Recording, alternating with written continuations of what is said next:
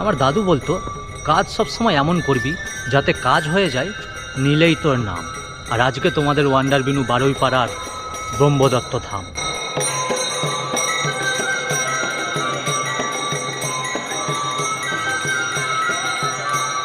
তো দেখো, আজকে আমি আছি আমাদের ভারতের পশ্চিমবঙ্গ রাজ্যের হুগলি জেলার বারুইপাড়া স্টেশন থেকে মাত্র 4 কিলোমিটার দূরে বনমালীপুরের ব্রহ্মদত্ত ধামে। আর এই ব্রহ্মদত্ত ধাম কিন্তু 15 বিঘা জমির ওপরে তৈরি হয়েছে। এবার ভেবে দেখো, 15 বিঘা মানে এটা যদি আমি কাটাতে হিসাব করি তাহলে কিন্তু প্রায় 300 কাটা জমির ওপরে এই ধাম তৈরি হয়েছে। মানে ভেবে দেখো খালি একবার, মানে ভাবতে ভাবতে একটা লাইকও করে দাও। প্রথমেই বলে দিই, এই ব্রহ্মদত্ত ধামে তোমরা আসবে কি করে। তোমাদের কিন্তু এই ব্রহ্মদত্ত ধামে আসতে গেলে সব থেকে প্রথম বারুইপাড়া স্টেশনে আসতে হবে।